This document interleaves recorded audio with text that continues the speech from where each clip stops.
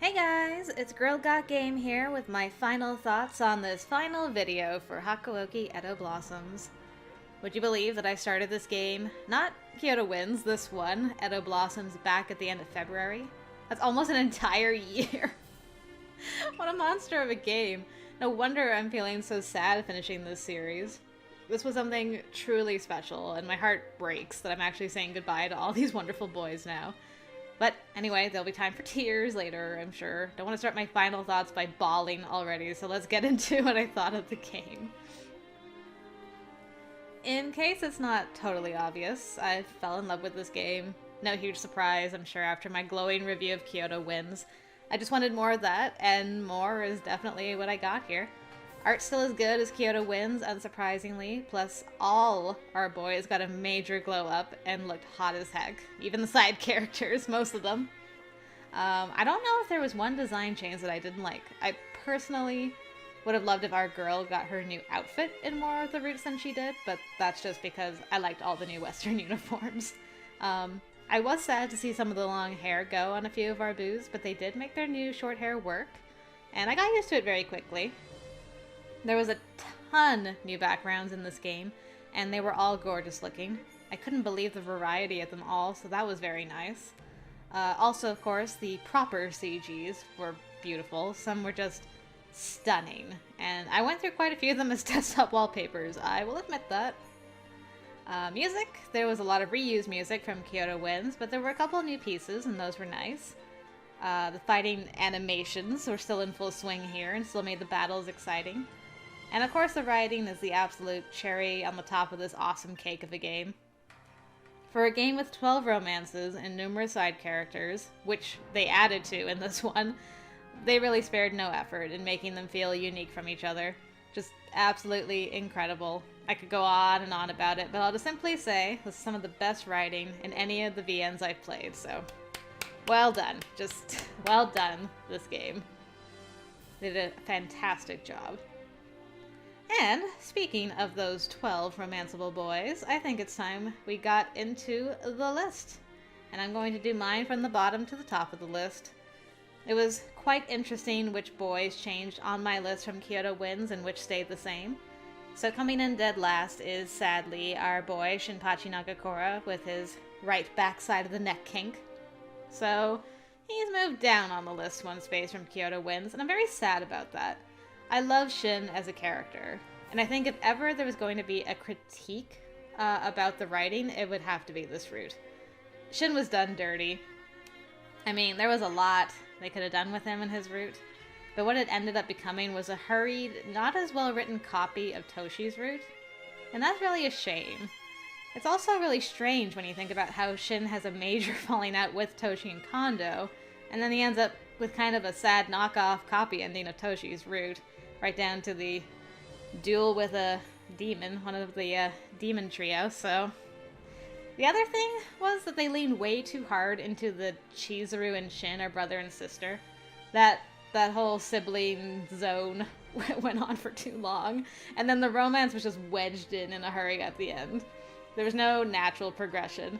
I think in the span of one conversation they go from, "We're like family, a big brother looking out for his little sister," to, "Well, it's almost over, so will you marry me? Cue the smooch."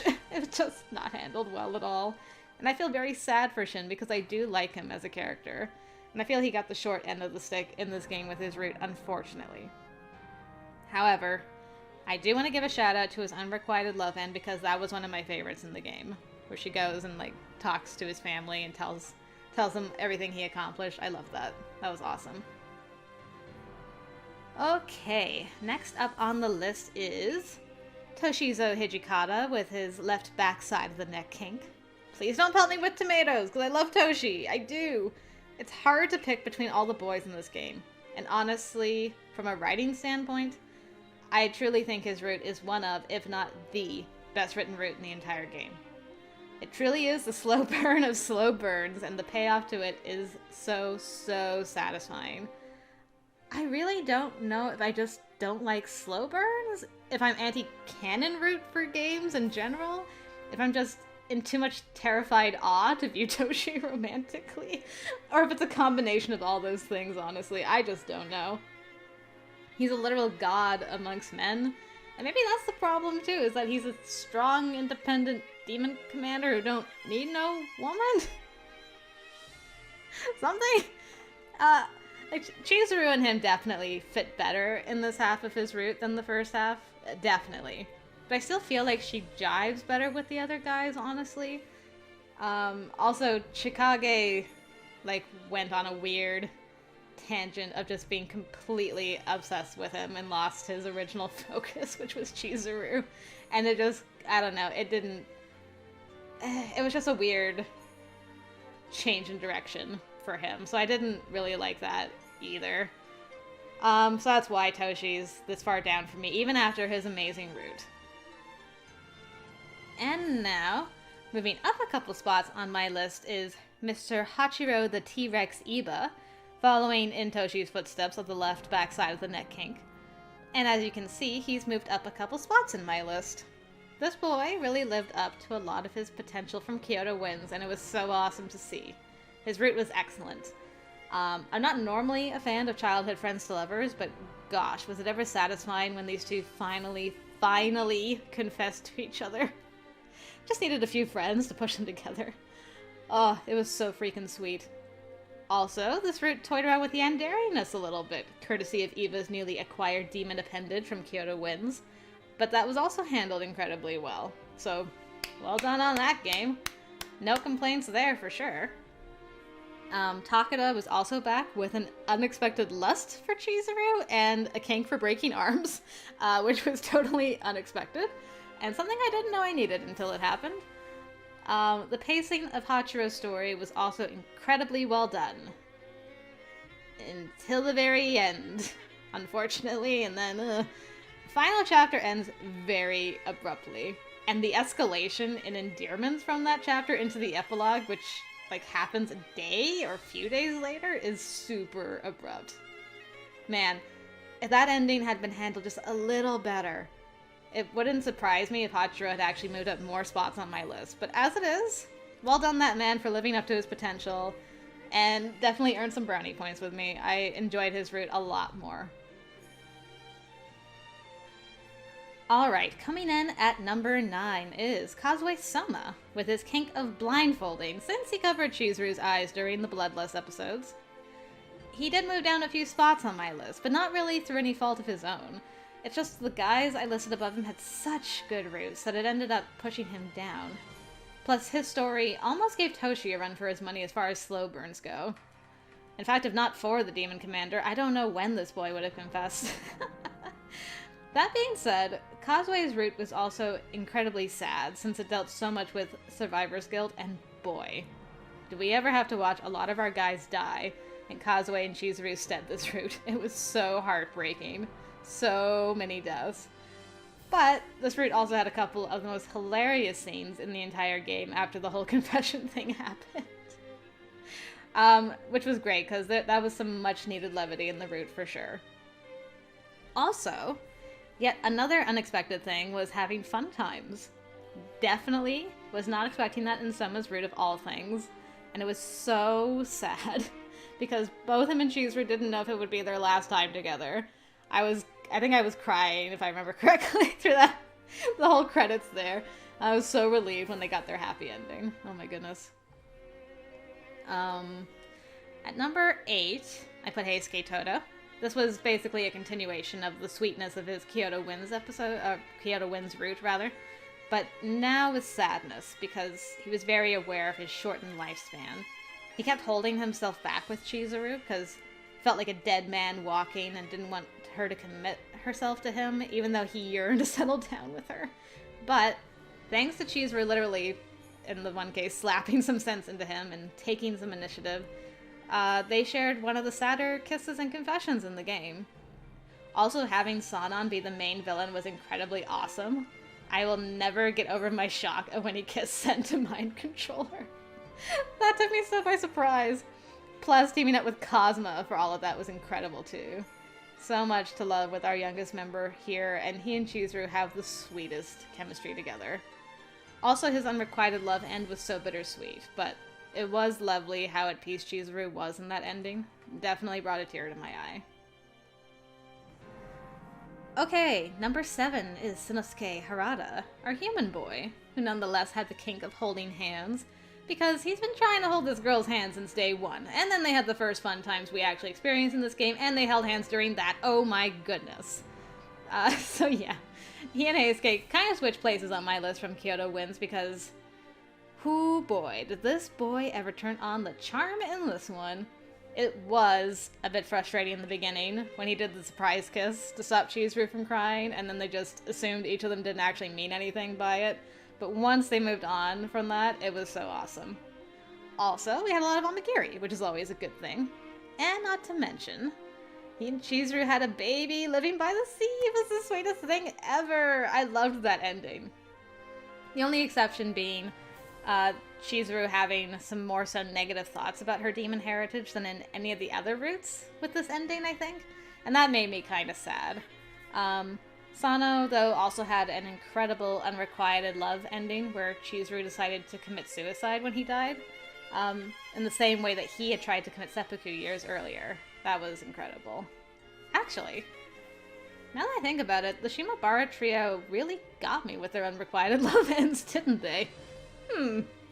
Interesting. Anyways, moving on to number 6 is Ryoma Sakamoto with his traditional vampire drink from the front of the neck kink. Oh yeah, he definitely moved up a few spots on my list, and funnily enough, he and Sano are still right next to each other. Both narcissists, both buds with amigiri. It makes me wonder if amigiri's into narcissists as much as I am. Maybe that's why me and him get along so well. I really thought we were going to be spending more time with amigiri, and was sad we didn't get more, but the fact that he kept showing up at the worst times was very funny. I also wasn't expecting to spend as much time with the Shinsengumi, but we actually did spend a fair amount with them. Anyways, this route was very romantic, and surprise, surprise, we had more fun times here. I was really glad that I was able to enjoy his route this time, and not expecting to betray her at some point. Also, we had one of, if not the best resolutions with Sister Brother that we could ever hope to have in this route, and it was so nice to have that finally. I still wish we could have had more of Kaoru in this game, but this route did end his story very nicely. Also, the end fight with Ryoma and Nakaoka and them making up their friendship, really, while Nakaoka turns to dust in his arms was so sad. The only thing I didn't like was that we don't really get a resolution with Dad, since Sanon and Heisuke show up and tell Ryoma and Chizuru to run, and that's just kinda it. So you assume they all killed each other / turned to dust, I guess? I don't know, that's still weird to me. But the epilogue with short-haired Chizuru and her hubby Ryoma on the open seas on their honeymoon was a very sweet ending. So yeah, boy definitely earned his spot. Okay, we getting into my top 5 now. Coming in at number 5 is Suzumu Yamazaki. My dark horse, my ninja bean with the polite kink of back of the hand, but who I still think his real kink is lips. His route was awesome. I definitely wasn't expecting him to struggle with losing his mind to the water of life as much as he was. That took me by surprise a little. And oh my goodness, the freaking confession scene in this route was one of, if not the best in the game. The fake-out bloodlust episode, and then him finally getting his courage up was fantastic. Other things I loved in this route was Soji coming to our rescue, going out in a blaze of glory. Chikage and Amigiri saving our girl in Yamazaki from having to kill her dad. And the farewell and blessing with Toshi was all so good. Yamazaki had some incredible character growth in this. Plus, the epilogue of them being doctors in her old childhood home was such a good wrap-up to Chizuru's story as well. I love this route very much. He also had what would have been a heartbreaking unrequited love end if I wasn't confused by the difference between the dialogue and the CG that was accompanying it. I'm still not sure if he became one with that tree. But he did get a unique CG for his unrequited love end, which is more than can be said for most of the guys, so hey, there's that at least. Now, number 4. Hajime Saito, our stoic being, with his very kinky ear kink. Wow. Did he ever get bolder in the second part of his route? Actually, both him and Chizuru got quite bold. I loved their interactions together, and their confession was so great. Plus, us teaming up with the entire Shimabara trio to take out Dad and Cosmo was awesome. And Amagiri the bro came in with the sweet saves in the end because he couldn't let his buddy die. Ugh, it was so satisfying. And the epilogue. Ugh. I'll never get over Hajime ignoring Chizuru because she wasn't calling him by his first name. Oh, I loved that they had made a life out of some very tough circumstances, but they were happy together watching the snow. Oh, the whole route was just super well written, well paced. I loved it through and through, so Stoic Being definitely deserved his rise up my list. Absolutely. Okay, we get into my top 3. These were the 3 hardest to place on my list. And honestly, they could all be number 1 in my heart very easily. I love them all. I agonized over their placements because all of their routes were so good. Okay. Number 3, I decided to give to Soji Okita, my poor sick boy, my murder puppy, my king of snark with his hand kink. I am honestly so glad he was my first route by complete fluke. Because I didn't know what was going to happen. When we got the news the first time about Kondo's death, I felt as devastated as Soji did and just as blindsided. Which I wouldn't have experienced if I had actually followed the Warrior record and done Toshi first. So yeah, glad that through fate, Soji was our first and kept his spot in my list so well through all these boys. Man. What a legend. What else? Oh yeah, we spent a lot of time, not with the Shinsengumi funnily enough, aside from trying to find Toshi to throttle him once or twice to soothe Soji's soul. This is also the only route where we see what the Water of Life does to Chizuru, thanks to Sister Brother force-feeding it to her. The entire route was excellent, and so different from the others. Chizuru and Soji continue their incredible chemistry, and have one of the best confessions and kiss scenes in the game. I felt like all the threads were tied off nicely in his route, from Chikage turning his nose up to Chizuru when she became a fake, which was hilarious, to Sister Brother and Dad being taken care of, and Dad having a mini redemption of telling us about the healing waters in Yukimura Village. I was glad that Soji and Chizuru had a peaceful epilogue of napping in the sun, though I was a bit sad that he was still battling his tuberculosis the entire time, and it didn't seem like he had a lot of time left. But at least his last days would be peaceful ones with Chizuru. Oh, and how could I forget his unrequited love end? The tears were real in that one. What a cruel CG that was. Oh, I'll never forget the light leaving his eyes. That got me, man. Oh. Whew. Yeah. Okay. Moving on from Soji. Now on to number 2. Which is going to go to my sweet science boy. My mad scientist boy with his random poetic outbursts and his confusion at Chizuru's faith in him. Plus his wrist kink. The Colonel. Keisuke Sanan. I love this boy. I love this boy. I love his route. He really pushed the boundaries of how much do we actually trust him with his 5D chess scheme he had going on with Dad and Sister Brother. But the payoff was so good. Infiltrating Dad's furies with Shinsengumi furies, and having the Shinsengumi have a redemption arc was so satisfying. Plus the whole pretending to kill Heisuke thing, just have him show up at such a perfect moment was too good. Ugh. Rejecting Dad and his schemes and having the strength thanks to Chizuru's faith in him. Oh, I loved it. Not to mention the aggressive Austin-esque Pride and Prejudice-like confession and kiss scene, and the two of them going off into the north together to do research together was fantastic. I can't express my love for this boy and his route enough. It's no wonder his unrequited love end was another one to make me cry, gosh darn it. Definitely a solid number 2 or number 1, depending on my mood that day, really. Depends what day you ask me. Oh, I love that boy. And now we come to boy number 1, and you all probably know who it is that's left. The noble demon himself, with a wholesome kink for hugs. Chikage Kazuma. I had to give it to him. I had to! All along, he's been the one to distract me on every other route. I adore him and his moodiness so much. He's so bad at wooing, but also so good. He will protect and comfort this girl whenever she needs him, respectfully listens to her opinions, and admires her bravery and principles. I was definitely not expecting us to be chasing the Shinsengumi down throughout his entire route, or for him to be as supportive of that as he was. Nor was I expecting Dad and Sister Brother to be dealt with so quickly.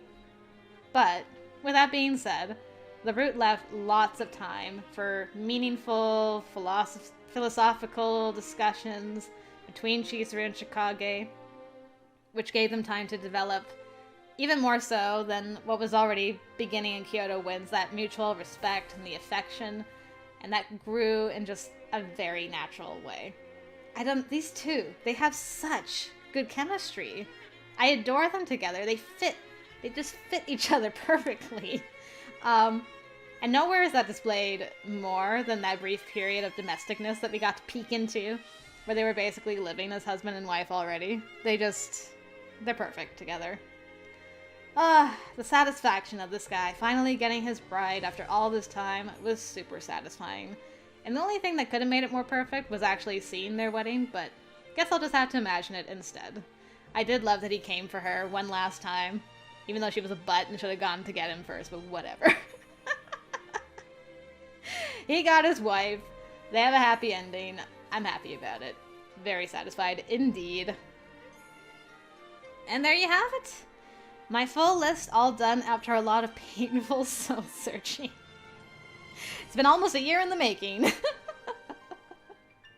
I'd love to hear what your guys' final thoughts are and who your favorite or favorites ended up being from this, whether you have a full list or not. I know, it's so hard to pick between these boys, so I totally get if you can't do a full list or decide between some of them. And yeah, I mean, I really have nothing negative to say about this game at all. It's just incredibly well done. Incredibly well done. I could not recommend it enough, for sure. I loved my time with it. And it's gonna be sad now, because we are saying farewell to this game. I loved it. If there's ever another game in this series that gets localized, such as Hakuoki Sweet School Life, which I need in my body like yesterday, or the much anticipated Miki DLC route, that of course everybody wants, right guys? It's not just me, right? It's not just me obsessed with that boy, right? Right? 12 romanceable boys, and I'm still yearning over, like, the one that's not. But Miki's so fine! He's so fine, he blew my mind! He looks so good with his new outfit and everything. But seriously. Moving on from the Miki love. If anything else comes out in this series, I will be back pronto, for sure. But definitely farewell for now.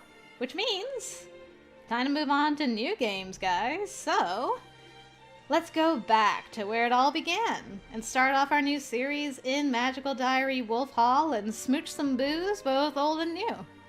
I'm so excited for that. I hope I'll see you over there. Thanks once again, guys, for joining me on this awesome ride, and I hope to see you in Wolf Hall.